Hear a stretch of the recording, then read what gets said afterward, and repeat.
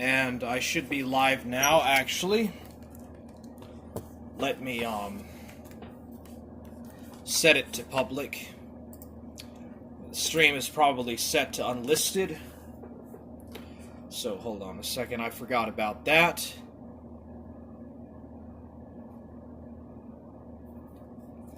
Whoopsie daisy, motherfucker. Yeah. The only people that'll probably be watching this is from Soberman's Discord server, because that's the only place where a notification will be gotten. And I actually need to set up a bot on my server that shows when my channel subscriptions give feed for when I start an upload or a stream, or a video, or a short. So, nobody's gonna see this, because I've set it to unlisted. Change that. Just a moment. As soon as I can, I'll change it. Alright, so yeah. Society hates free thinkers, and it punishes people who are just better overall and more successful. That's a fact. It's a freaking fact. Yep, that's the problem right there. Public. There we go. Alright. Fudge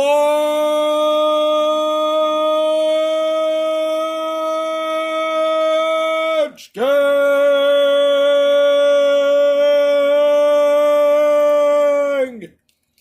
I am still a hard man! Alright. And we got Rick Perry the Priest in chat. Nice. There we go. I have the stream unlisted, so it will not pop up and you won't be able to watch it because it's unlisted. I have to shift it to public. Problem solved. There we go. Alright, so how are y'all doing? So, society punishes the free thinkers, and it punishes people that are just better looking and more successful. American and Western society hates people that are smarter, better looking, handsome, stronger, and just more adaptable, and just independent people. Just independent-minded people overall. Society wants to punish you for that. Unless you're in with the elite. If you're not one of the elite families, the elite people that society covets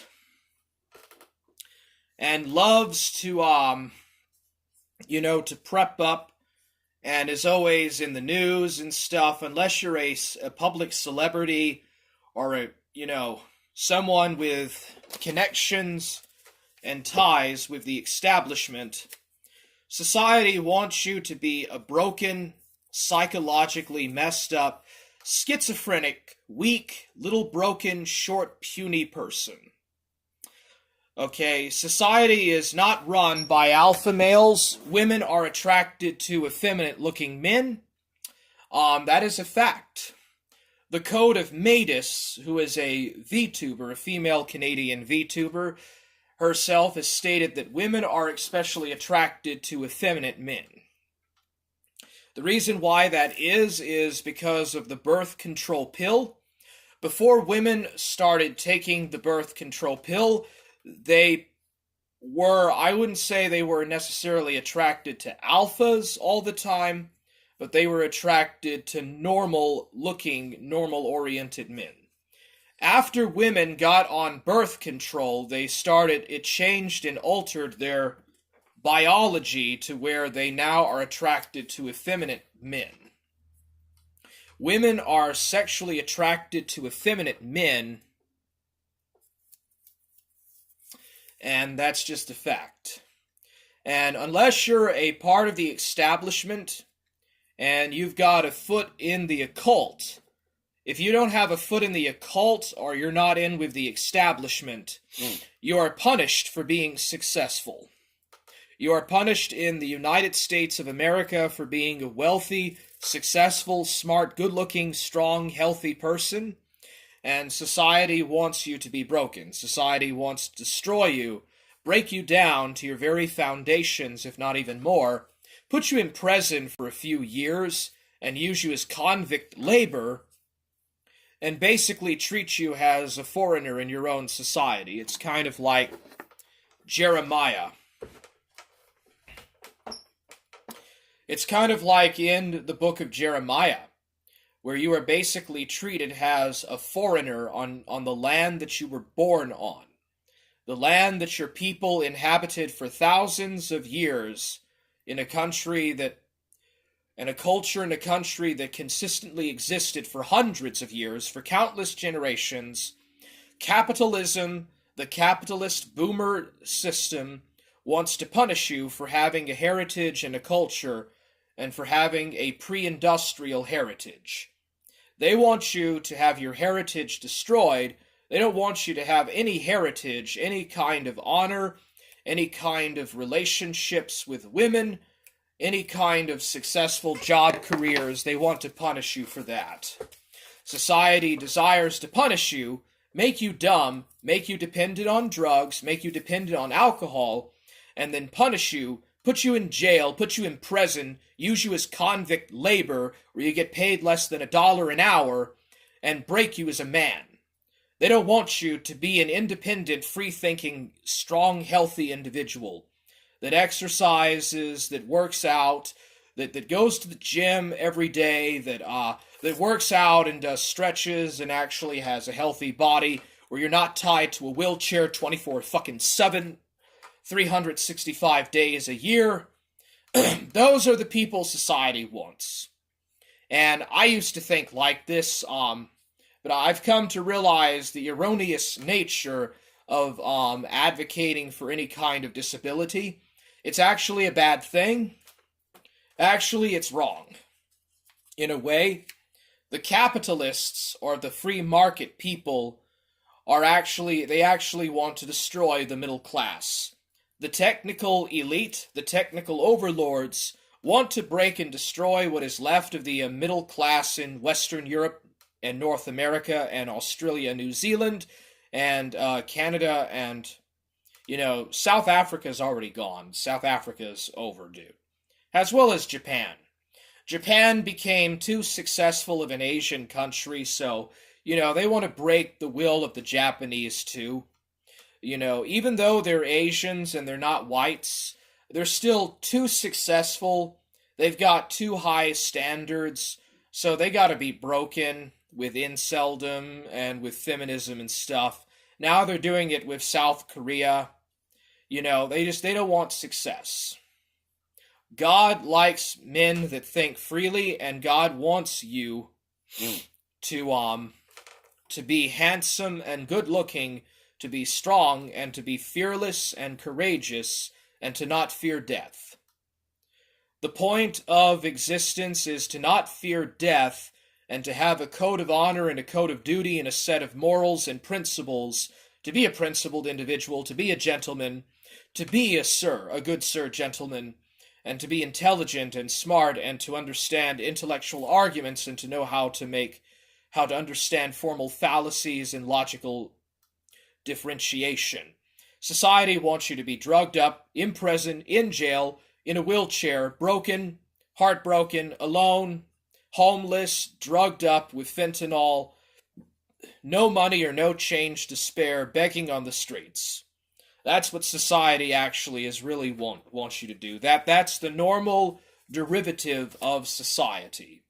You're either a low-wage slave, you're either a wage slave, or you're a present convict slave, or you're in a wheelchair disabled. And that's actually what they want you to, that's what they want you to be. That's what Donald Trump and Elon Musk want you to be. They want you to think that they are your gods, that they are your heroes.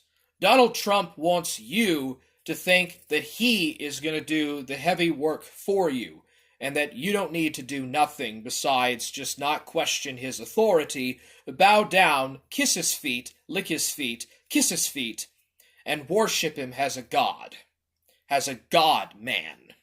He doesn't want you to think for yourself. Why, who are you to think independently of them? Who are you to question their authority? Well, fuck them. Fuck those pieces of shit. I don't give two flying fucks. I don't give two flying motherfucking fucks what any political establishment or technical overlord person has to say about me.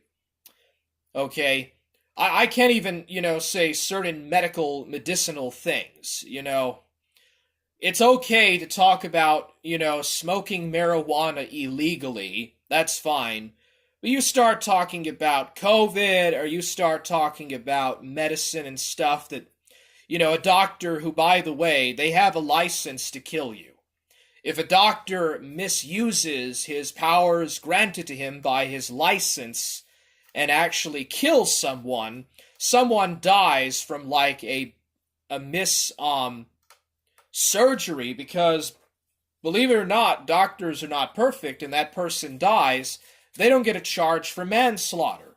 But if you're just a little bit under the influence of alcohol, you run into someone in a vehicle, you could get a life sentence for manslaughter.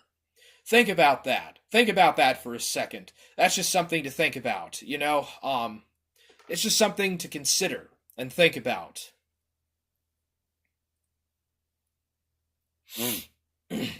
I'm just saying, there should not be any secret societies.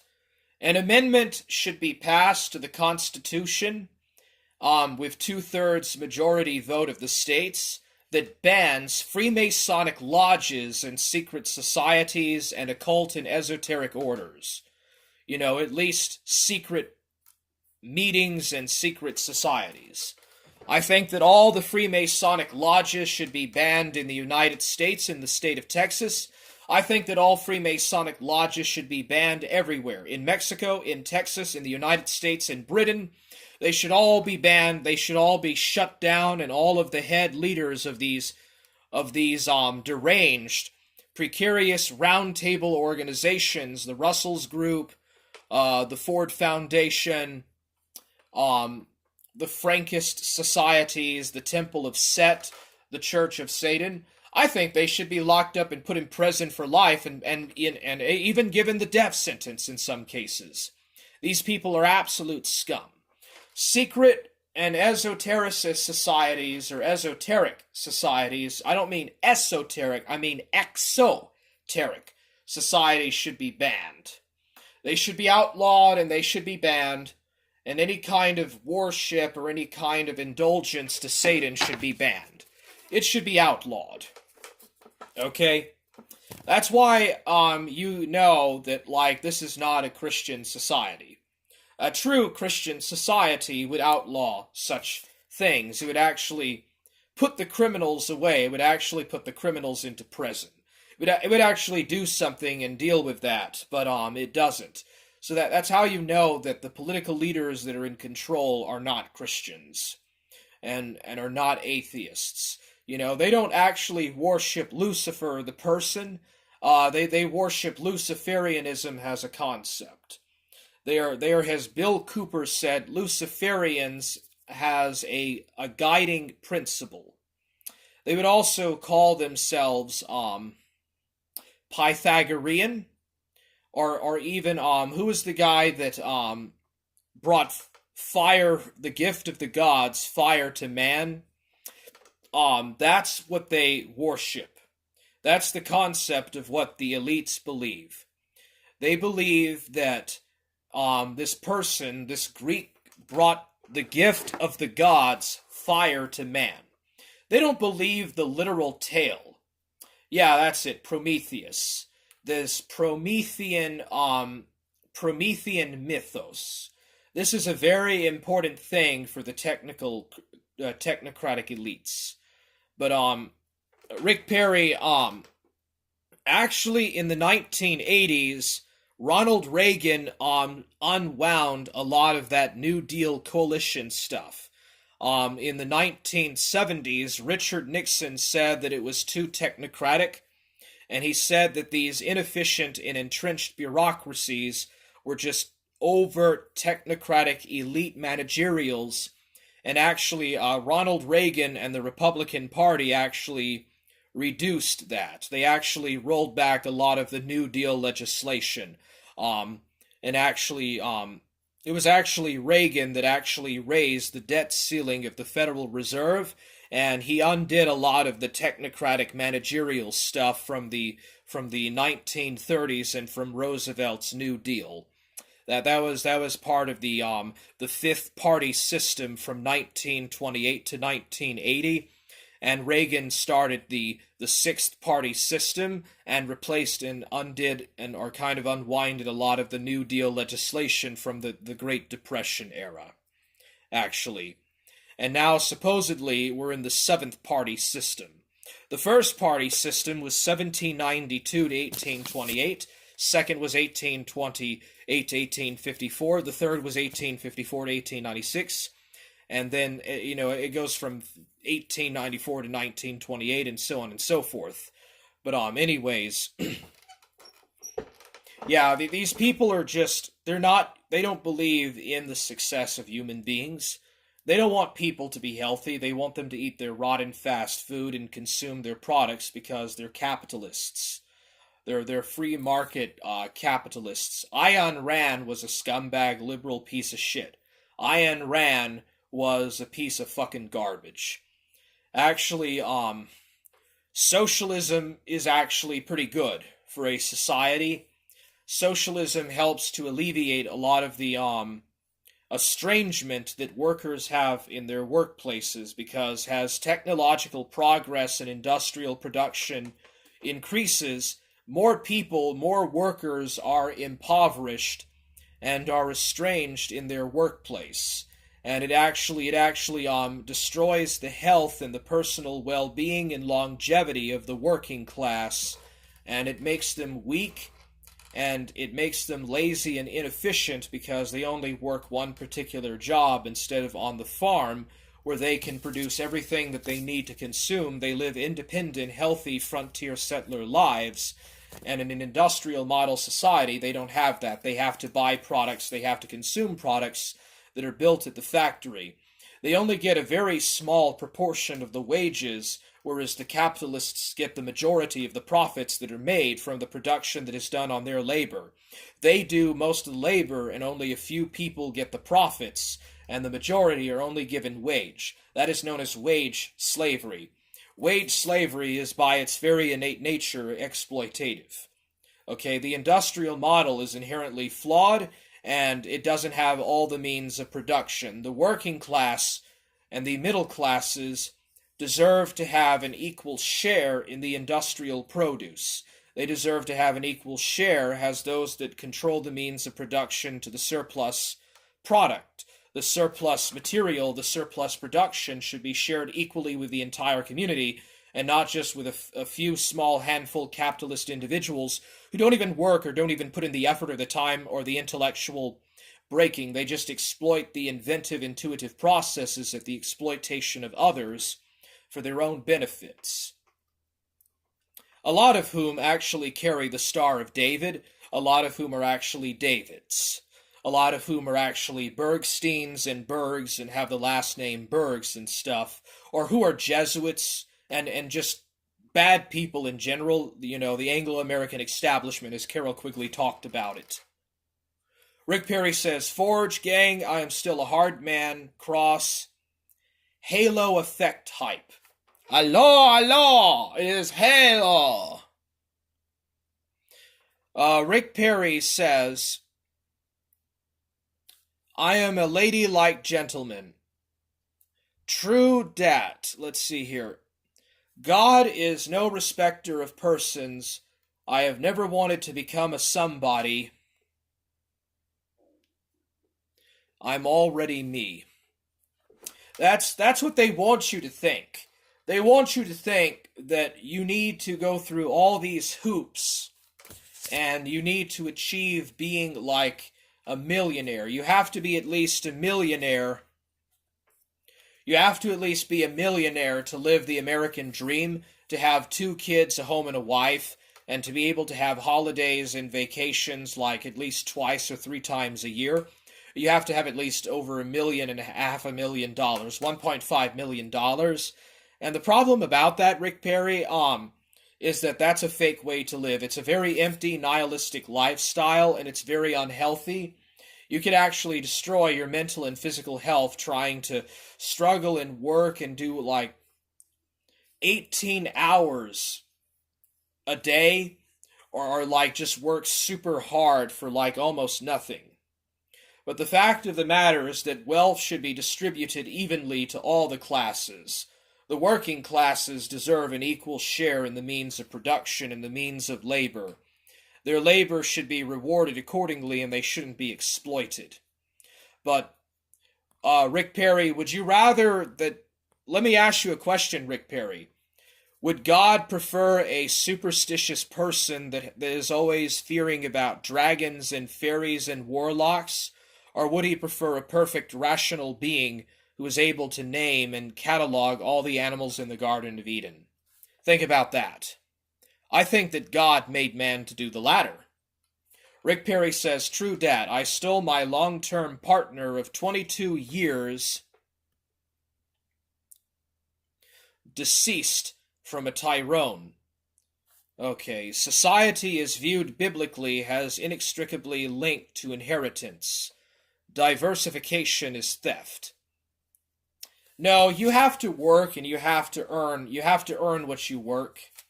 Struggle is the natural state of life. Struggle and natural selection is the natural state of what God intended for man to be in a fallen world. He intended for man to struggle and to farm and till the soil and to struggle for his dues and to produce and build what he makes. Man does not simply gain by inheritance alone. Man must also work to achieve the results of what it is that he desires. He does this through intellect, which is something that animals and women do not have. Women, children, and animals do not have the intellect inherently gifted to men, because only men can achieve those kind of things. Star Trek, the motion picture, is a pretty good outline of the transhumanist, post-humanist agenda. I think that Harry Potter is actually more of a mockery of religion and mythology. Because if you look at Harry Potter is actually much more mocking of religions and gods and mythologies than Star Trek does. Star Trek can actually be mythologized from a futuristic setting. Even though it doesn't have like some of the stuff that Star Wars and Dune has, it can still be mythologized, and it can still be embraced. But it is inherently tied to the boomer truth regime of the post-war mindset. It is something that is inherently tied to the baby boomer mindset. The Platonic Republican model of the philosopher kings and their council of knights, the technocratic middle managerial class. That stuff can be taken over and manipulated and turned to the ends of the people that are in power. That kind of apparatus and stuff only works when the people who are at the top actually have the vision or the approach of actually properly utilizing it.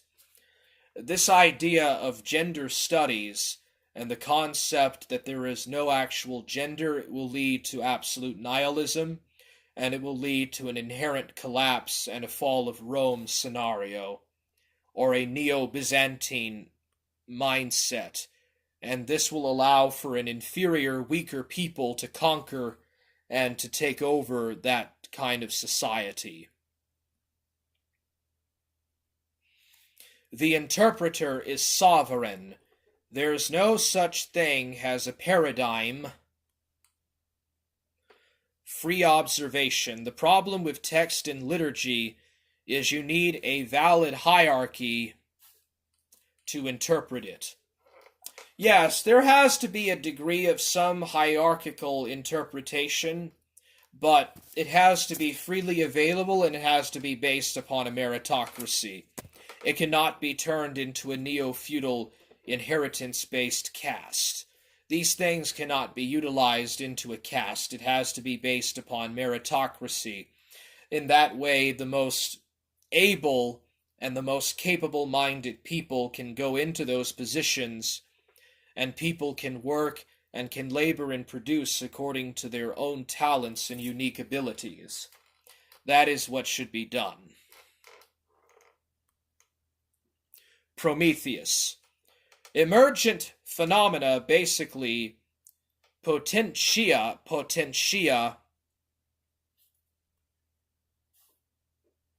in flux, process of becoming, the Anglo split.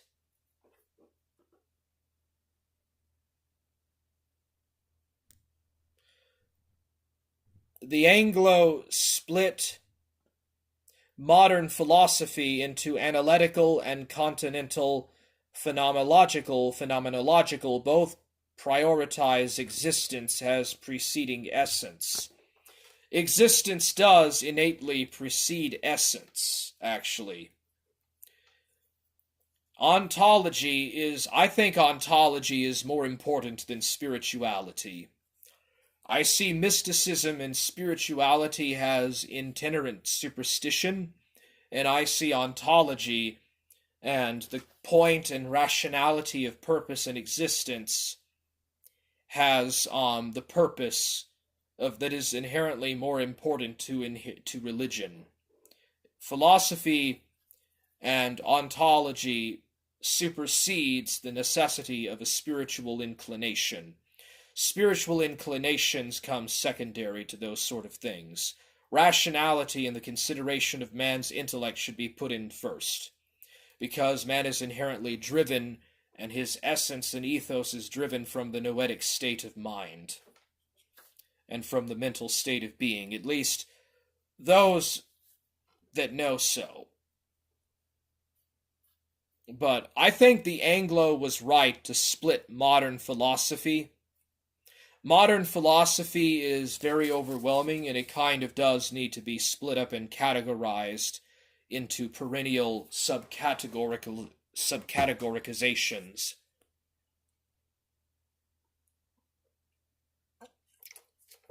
Analytical philosophy posits a basic pragmatism, whilst phenomenological philosophy postulates that meaning and purpose are created by acts of violation. Okay, I can't read this. Analytical philosophy posits a basic pragmatism, whilst phenomenological philosophy postulates that basic and purpose are created by acts of violation, combined to have existence, creating essence, meaning, and purpose. Yeah. I kind of tend to disagree with that, because too much of a lack of spirituality will lead to nihilism, and too much spirituality will lead to inherent superstition and ignorance of science, whereas the lack of religion and tradition will lead to nihilism. The purpose is to balance the two. The purpose is to give proper balance to things and to give them their proper dues, and to categorize and to properly postulate things within the proper contexts of what they belong according to their innate natures. At the same time, certain things can be multilineal in multi-nature and posit multiple variations, and therefore it is important to judge things individually and based upon particulars, and not always necessarily on just absolutes. However, everything that is material in matter is made to an absolute end. The very nature of existence itself is for the purpose of an absolute and final conclusion and end. If there is a beginning, then there must be an end. And all matter, all material, all energy, all spirit, and all things in existence therefore have only one final, ultimate, and absolute end, just as they have an absolute beginning. Otherwise, they are eternal. Nature's laws are eternal, are they not? Who designed the designer? meaning and purpose. Whereas the traditional approach is to begin with the metaphysic that was revealed by Scripture. Yeah, but the elites can take the Bible and they can twist and edit and alter and manipulate it and twist it to their ends. The devil is probably the best biblical scholar in all of existence. I've always said that the greatest biblical scholar is the devil himself. The devil knows every single line of Scripture. The devil and Lucifer know every single line, and they know it better than 99% of Christians do, and they know how to use it to their own ends and to their own goals. The typical Luciferian knows more about the Bible and about organized religion than the typical Christian does. Most Christians are ignorant of the Bible, and most Christians are ignorant of the church. Our labor creates culture, therefore it's an earned inheritance, belonging to the peoples that issued from that continuum of culture. Deconstruction of culture is vandalism and theft. Well, you can tell that to the Germanic tribes that invaded and tore up the Roman Empire. You can tell that to the Babylonians, the Assyrians, and the Persians who invaded, vandalized, and gobbled up Israel and the divided kingdoms and took their spoils of war to Babylon. Critical theory and postmodern deconstruction are progressive ideological revolutions committed through a process of internet agitation. Well, the very simple innate answer to that is to understand that it is based upon an innate duality. There is a lack of clairvoyant thinking of the notion of good and evil and purposeful moral inclinations by these people that you have described. That is the problem. The postmodern thinkers don't believe in a concept of good and evil. They don't believe in the concept of demons or angels as such. And they lack medieval perennial thinking that you would have otherwise found common in St. Augustine or St. Thomas Aquinas. That is, I think, kind of the thing that you're trying to postulate, is it not? But there has to be laws that govern society. But the people must covenant.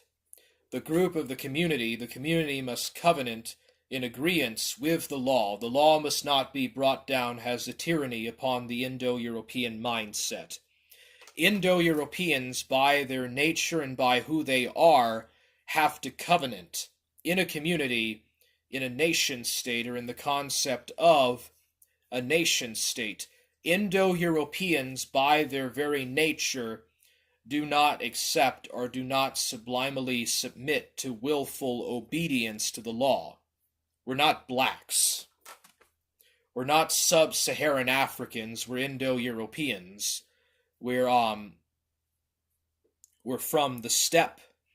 We are the steppe nomads mixed in with agricultural pastoralists and hunter-gatherers that escaped the Ice Age refugia.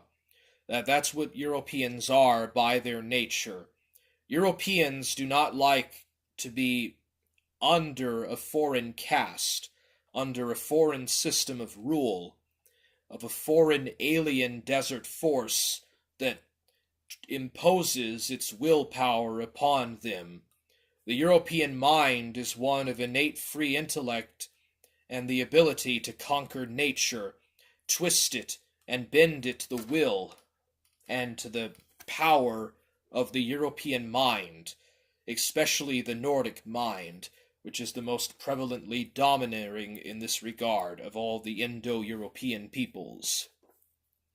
And that's not a racist thing to say. That's just a realistic thing to say. Okay. Why would I want to have or share an identity with a bunch of half-Cherokeeized, Scotch-Irish inbred cousin fuckers that are half-Cherokeeized and subliminally and sublimely bow down their knees to a Jew, to a hook-nose? Half-Cherokeeized, half-Indianized, half Indian, half Cherokee blooded, inbred Scotch-Irish trailer park trash, low IQ hicks.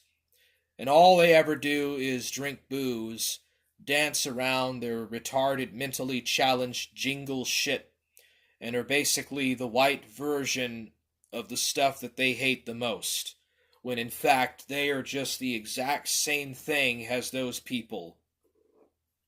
Why would I want to share a culture with something like that? I am inherently a Germanic. My concept and my conception of self is inherently tied to the Germanic Nordic mindset, the Faustian mindset, and the domineering principle of conquering, exploring, subduing, and naturally being a conqueror and exploiter. But the working class is exploited by the capitalist filth, capitalist excrement filth, who dominate and run things and exploit the natural-born, free intellect, free-thinking man. You know, there's nothing wrong with thinking this. This is heretical thinking. This is what the establishment fears the most. This is the very conceptual thought and analytical ability that the technical overlords and technical elites fear the absolute most. A man that is actually going to say what he thinks should be said and isn't afraid to say it, isn't afraid to talk about it, isn't afraid whatsoever of the consequences, even if it means potentially ending up in a dangerous scenario for saying those very things.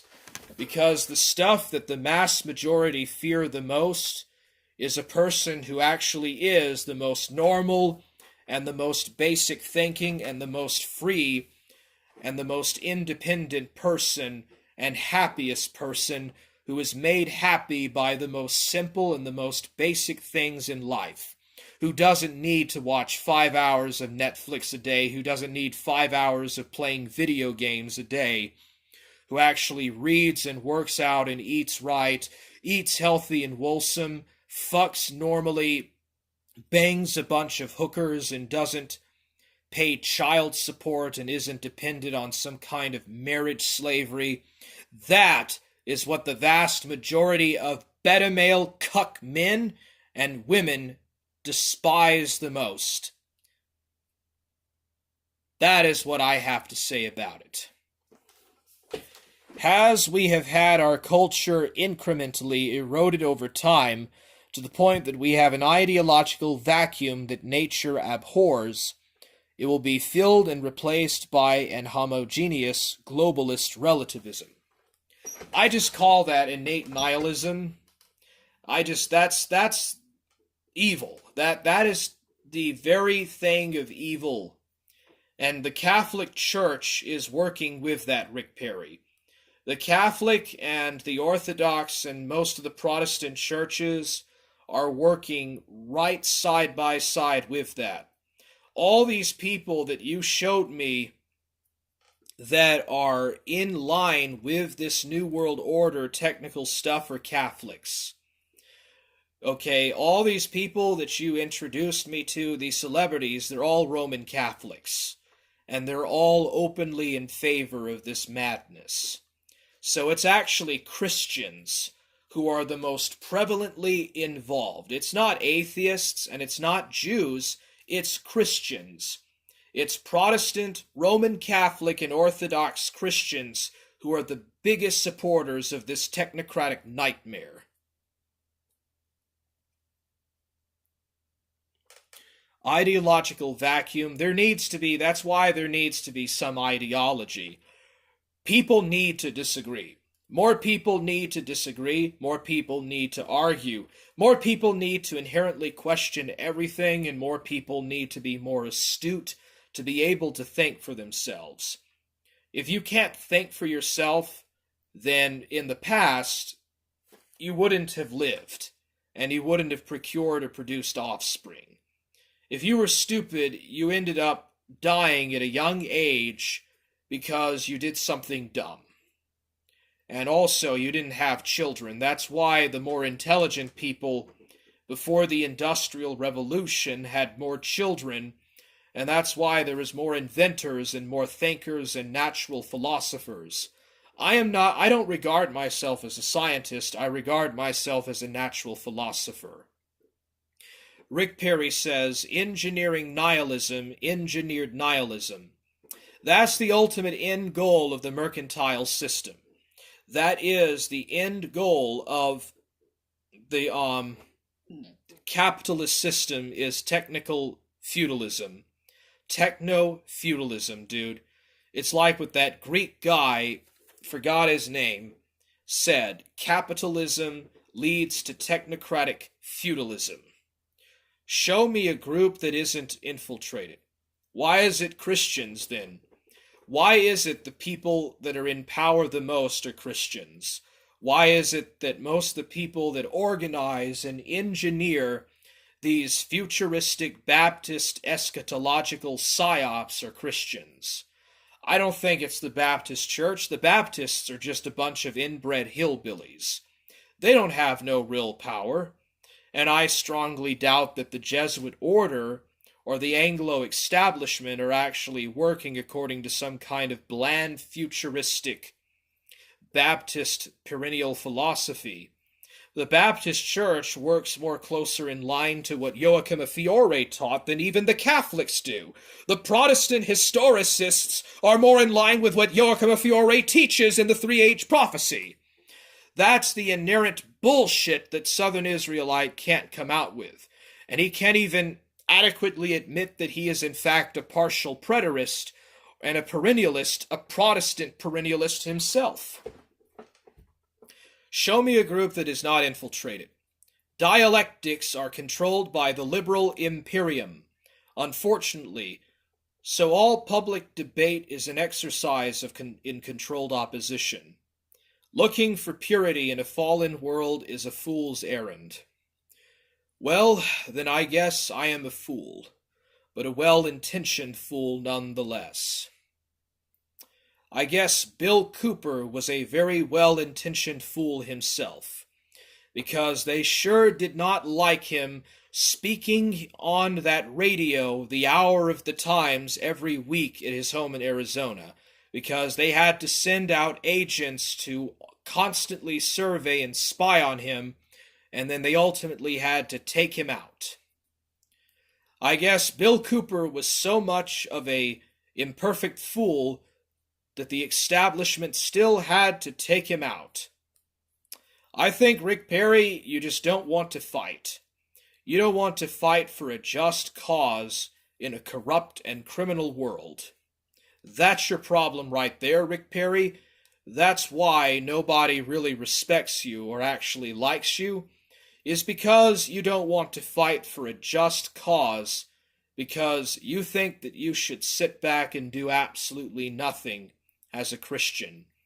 And in this way, you are just like most Christians.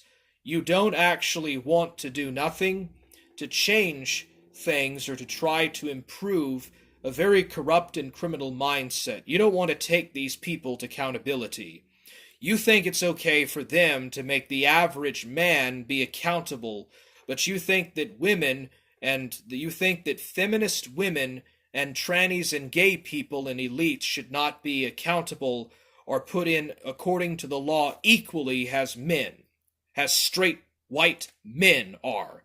You don't think that the law should hold straight white men equally with minorities, with neurodivergent people, with women, with gays, with trannies. You think that they should be held under two different laws, when in fact it's the same law. That is where you fall, Rick Perry. That is your weakness. The Second Great Awakening was an exercise in Anglo-infiltration of the American religious sphere via the Methodist and Baptist Anglo agenda. Yeah, I think you probably have a good point, but Lyndon LaRouche talked about this too. But Lyndon LaRouche said that Abraham Lincoln and Franklin Delano Roosevelt reduced the influence of the British intelligence community and drove them back out of America. The British were afraid of a continental-wide expansionist industrial successful capitalist American system that could actually be a challenge to the hegemonic British imperial empire, the liberal-led British-wide empire. They did not want us Americans to build transcontinental railroads and have steamships and be a successful and burgeoning nation. They wanted us to be divided, agrarian, lazy, dullards that didn't produce any kind of philosophy or literature or any kind of thing. The Brits wanted us to be dumb, indulgent, indignant, lazy, imprudent dimwits, and a bunch of agrarian backward hillbillies. That's what the British elite in the 19th century, like Lord Palmerston, wanted Americans to be. And if you are an American watching this, you better listen to what I say and you better take it into account, or you are a blind fool. And you are not an American. You are not a real patriot, and you're not an American. You don't deserve to call yourself an American if you disagree. Gender, race, and sexuality are all talking points that have been served to y'all on a shop-soiled, disposable paper plate. That's laughable. It feeds into the false dialectic of the liberal imperium-controlled ops. Yeah, I don't believe in the modern concepts of gender. I believe in the pre-industrial, and therefore the norm of what the third world thinks of what gender and race is what I think that gender and race is. What the third world and what the pre-industrial West consider to be the norm in regards to that is what I consider to be the norm in regards to those things. What people in 1800 regarded about gender, race, and sexuality are what people in Africa regard to be gender, race, and sexuality is what I consider to be the norm. That's how I get around that. That's how I come around that kind of stuff. But how did you know that Dee Dee and Elaine Miller, or Dee Dee, or Elaine Miller were actually agents? I know that they're not British.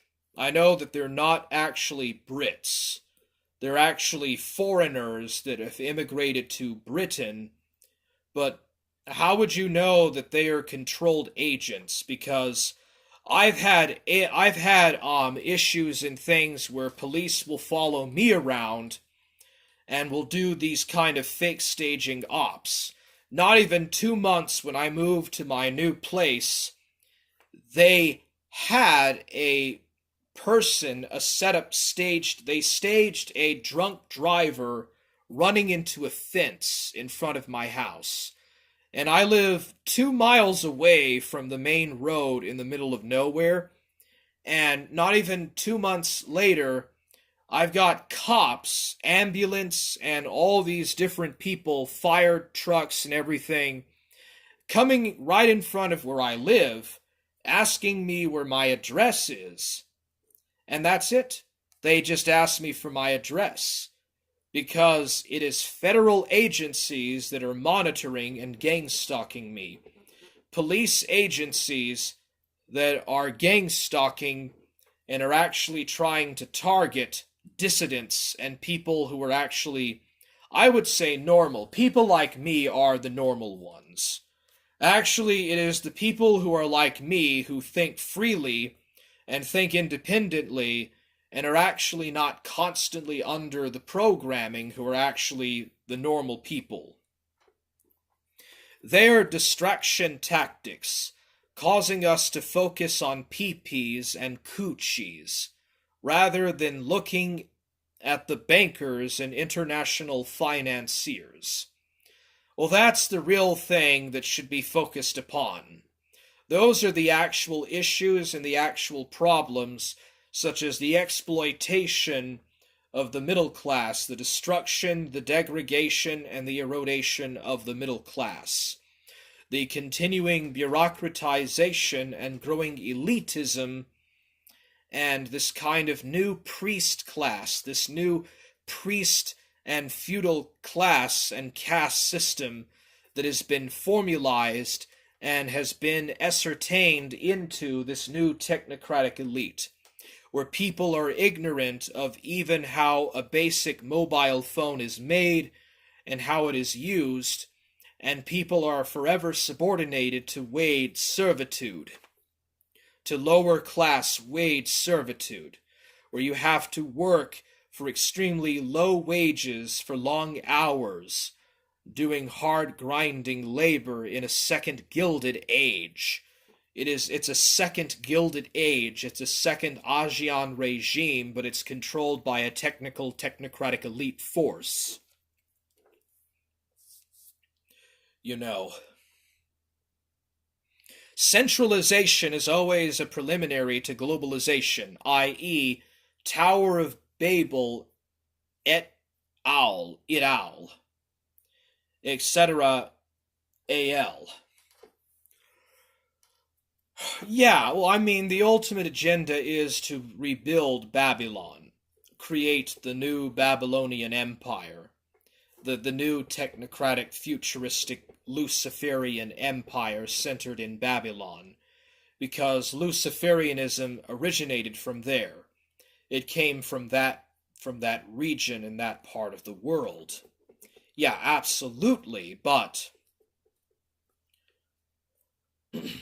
you know, most of these technocrats don't even know that. Most of these technocrats are just thinking that they're going to build the Star Trek world. They're going to build the second-tier civilization. You know, they're going to go into the stars and settle on other planets and build like the second-tier, third-tier civilizations and, you know, propel humanity to the stars, propel humanity to under the sea, etc. Propel humans into the new future, into the new age of man. And Islam is actually not the ultimate anti-resistance to this. It's actually the most primitive tribes on Earth who are the biggest resistors to the technocratic globalist system, because they are the ones that have been the least touched by progress, by technological advancement. It's actually the Amazonian tribes, the tribes in the Amazon, who are the most resistant to this kind of world. It's like the people on those so-called savage eaters on those islands in the Indian Ocean. Those are in fact the people that are the most resistant to the New Age man, to the new noble age of the risen post-human man that is supposed to transpire after the destruction of the current age. The destruction and the degradation of the current age as such. But yeah, where did you get the idea that Elaine Miller and Dee Dee were agents, were like secret COINTEL agents? Because, I mean, they could be. I don't think that they're British. I don't even think that they're actually British citizens. I think they're covert double nationality agents. Yup, this current system of things, the Aeon, the Novus Ordo Seclorum, the system of the beast, is also a continuum. Well, God has his continuum, the angels have their continuum, and man has his continuum.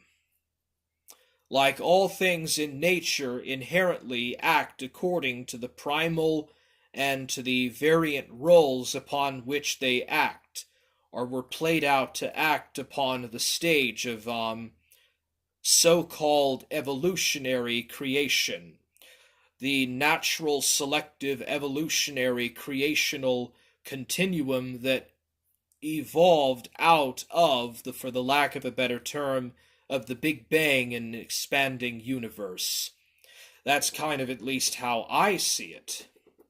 Yes, it's a very interlopal and kind of rather perennial mindset to have, but that's just how I see it.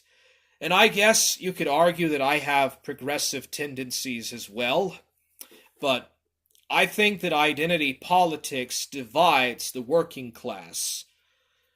Identity politics divides people and turns people against each other, and they don't question the technical establishment. They don't question the technocratic elitist establishment. People like Mormon Shaggy, the Laughing Daimo, and like Gahul and DJ Axel, they're not talking about the bankers, they're not talking about the Bilderbergs, they're not talking about stuff that Montegraph covers or that Caleb Mipin covers or that even stuff that like Jason Underoos or like even stuff that I talk about or people like Academic Agent cover. Instead, they talk about stupid topics, low-tier butt jokes, like low-tier toilet humor jokes. And that's all that they do. It's a bunch of Americans in a Discord server, and it's just dumb-ass, trivial, low-tier humor and toilet jokes. And they're never going to question of who runs the world, why things are the way that they are, why things appear the way that they do, and they're not going to talk about like science and stuff, but instead they're going to talk about who can have the most sex with Lame Wire Jesse or Matty Cat. You know, that's all that they're going to talk about and debate, and it's just, I find that boring. I find that to be just low-tier redneck humor. It's just basically low-tier redneck like humor and stuff. It's quite boring, and it's quite monotonous. And I could understand why you Brits, for example, don't really care that much about about American comedy, or just about Yankee comedy in general, because of stuff like that. I'm American, and I can see that. I can see why people would laugh at Americans, because Americans are very bad organizers. Americans are very terrible when it comes to managing governments and stuff, and are quite ineffective because of the poor standards of our healthcare and education system. I get that. It's not an entirely bad thing, per se. Americans are just more free-willed. Americans are just more frontier settler mindset. There's good and there's bad to that kind of stuff, but you know, whenever I see you Europeans talk about how prejudiced Americans are, how racist we are, or how prejudiced we are and stuff, you know, I always think about, well, you guys had the Holocaust. You guys, you know, you had the communists, the Soviets, and the Nazis, and you had pretty repressive historical regimes and systems as well. Like, you're not exactly that much better than Americans when it comes to colonization, colonialism, and imperialism. Take that into consideration as well. Like, every country has had slavery. Every country and culture has had or committed, like, genocide and slavery and stuff. It's not just necessarily Western countries that have done that.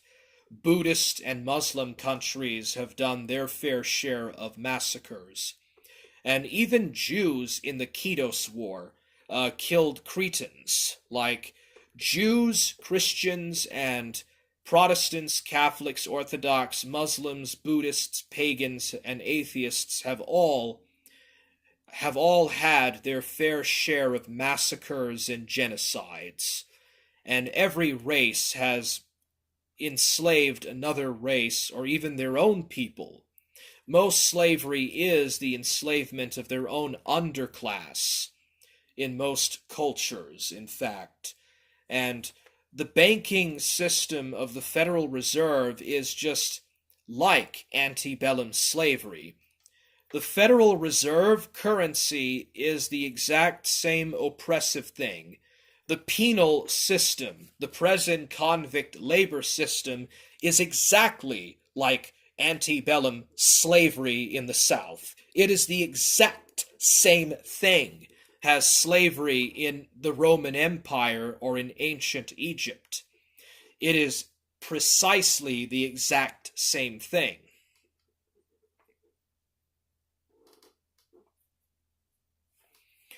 Rick Perry says, scratch the surface of most countries' ideologies around the world. You'll find the eternal Anglo behind the fabric, knitting it all together. Yeah, H.P. Lovecraft. No, not him. Never mind. H.G. Wells. H.G. Wells, The New World Order, The World Set Free. Bertrand Russell, The Technocratic Elites. Bertrand Russell's concept of a more technocratic and better organized world managerial class. Mackinder's Heartland Theory, etc., etc. The Russell Group, the Bilderberg Societies. The Bilderbergs are actually more American. And of course, Freemasonry and secret societies originate in the UK with the Rosicrucians. Like all the Knights Templars fled to Scotland, and Rosslyn Chapel in around Edinburgh in the 15th century was built by former Knights Templars, like most of the masonry on Rosslyn Chapel in Scotland was built by Knights Templars, and even William Wallace was probably a Knight Templar. People don't really think much about this stuff. Bill Cooper was talking about how the Knights Templars and this Scottish family, this Scottish Norman family, discovered America in the 1300s, or rediscovered America in the 1300s. Bill Cooper would talk about this regularly on his Hour of the Time, on his Mystery Babylon series. And I found that to be particularly interesting.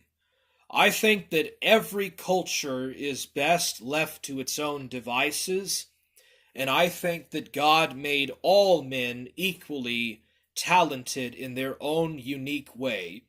Every man and every woman has the best talents and the best abilities that God gave them, and they are genetically pre-configured to learn and to grow and to do things in the best way according to their own nature, to their own innate principles, and to their own Aristotelian particulars.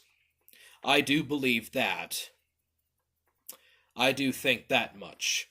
The British are the best when it comes to making laws, are the best organizers in that sense when it comes to building and designing a system of laws, as were the Romans, and perhaps even the Spartans before them. The Athenians were too corrupt. The Athenians were too dysgenic. They became far too dysgenic and too degenerative. The Spartans were much healthier and a much brilliant and better people. They were just a better breed of men because they were better built for a physical confrontation and physical environment. So the Spartans are actually the ideal to live up to and not the degenerative Athenians. Likewise, the Vikings or the Norse are an ideal to live by. The Vikings and the Norse of old, of yonder old, of olden days, are also an ideal warrior class to live up to. They're the ideal breed of man. And I guess women too. I don't care much about women. I care more about the better breed of men, who are warriors and defenders, conquerors, inventors, engineers, laborers, people that will actually strive and work and not try to live off the sweat and labor of another man, who will not try to exploit and therefore degenerate because of slavery, because of degeneracy.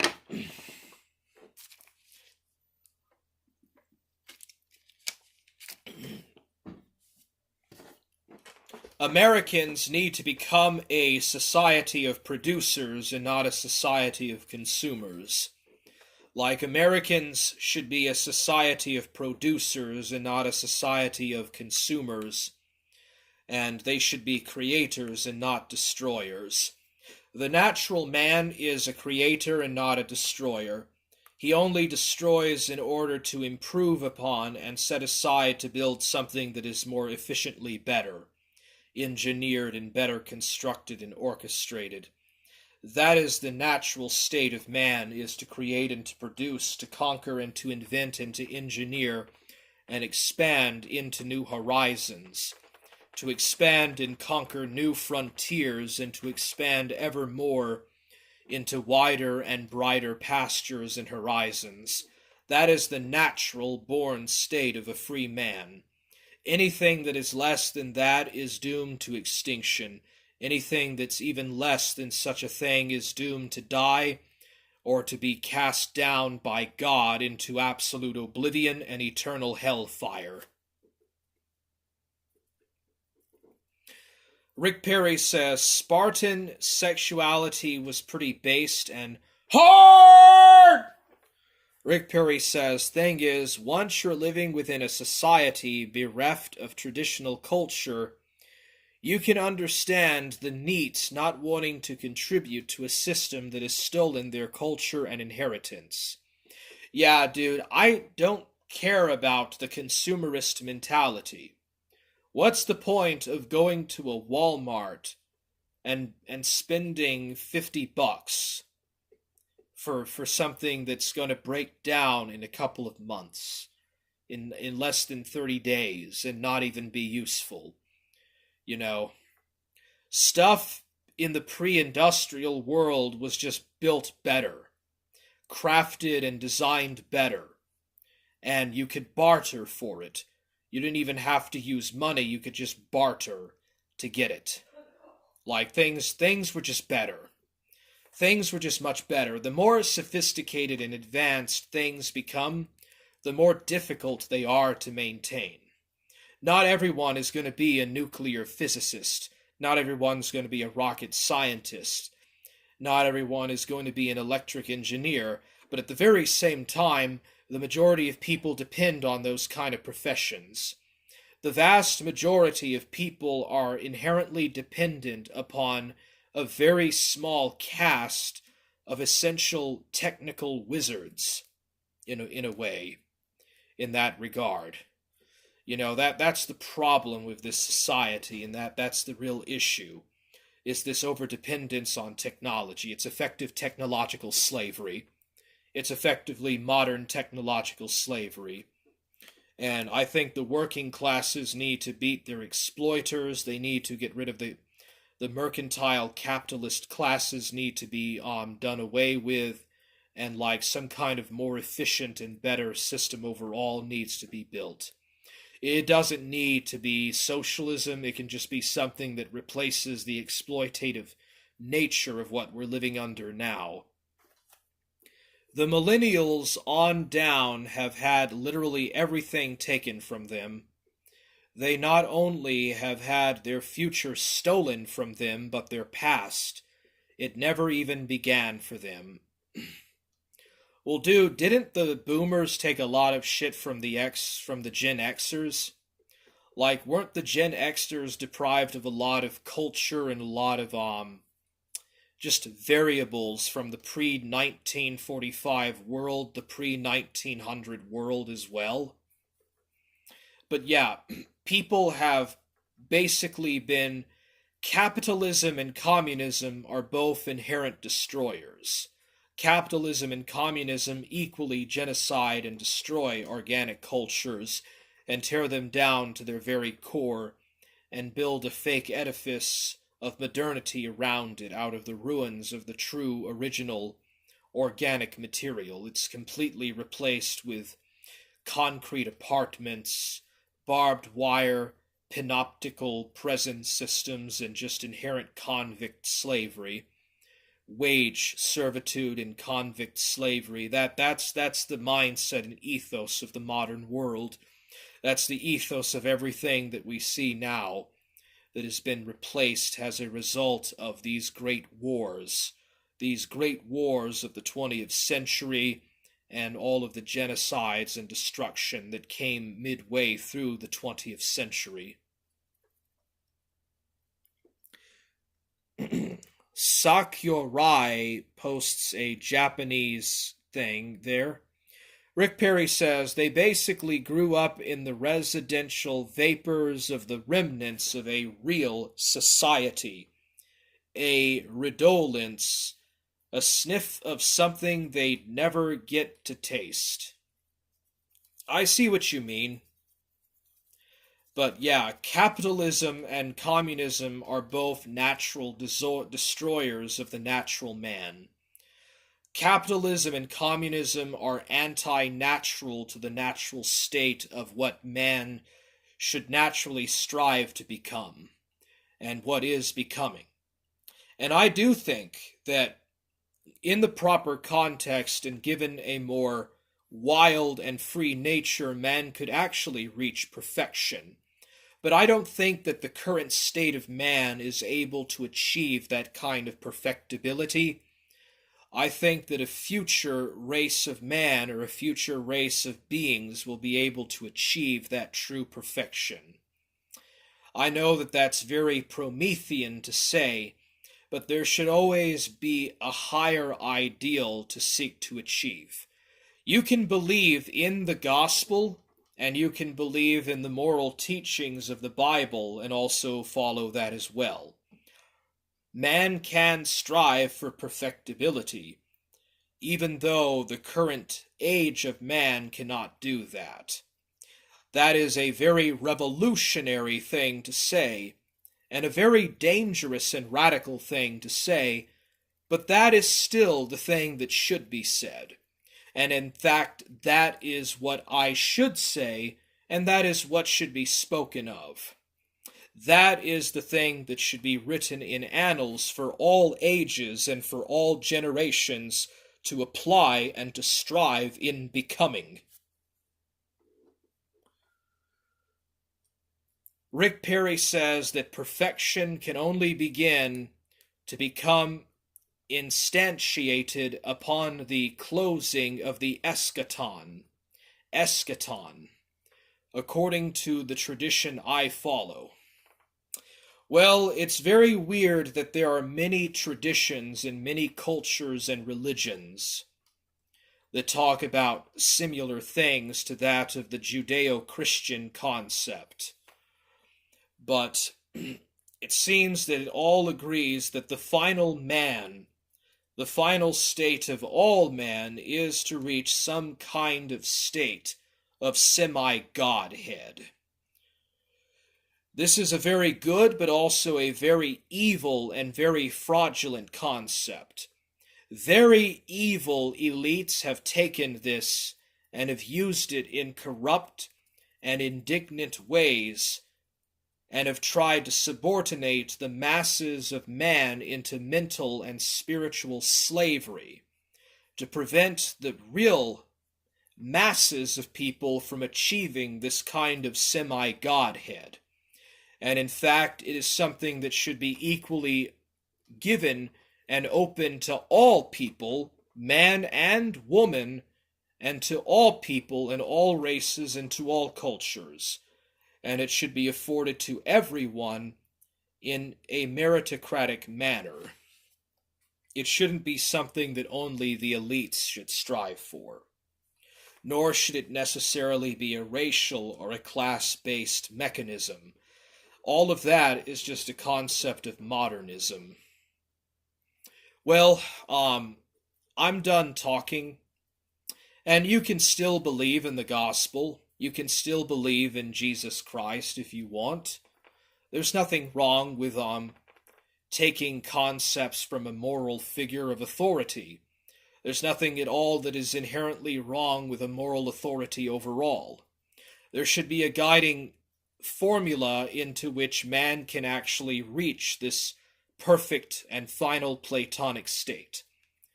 I don't think that man in this current age, or in the current material state in which he is in on this plane of existence, can achieve semi-divine perfection. But I think that in a future, in a better society, in a better and freer and much more fairer and humane world, it will be possible to achieve that semi-divine perfection. Rick Perry says that all cultures outside of the apostolic faith are basically pantheistic. Variations on a theme of perpetually remanufactured or perpetually remanufactured heresy, an atavistic return to the mists of pagan antiquity. Well, it's very bizarre. I find it very bizarre how the pagans knew all of these secrets, all this knowledge, and all of this advanced science and technology and Pythagorean stuff, and then in the Middle Ages this knowledge was closed off, like the knowledge was closed away from the masses of people. And the Christians in the Middle Ages were less learned, less studied, and just less sophisticated compared to their ancient forebears. I find that very bizarre. You have to be open-minded, Rick Perry. God would rather that you be open-minded and rational and free-thinking than be closed off and bigoted. Okay? Bigotry and hatred will lead to destruction. Even the Bible says that pride cometh before the fall. And on that note, I'm out. Peace. I wish you peace and good grace, and farewell for now.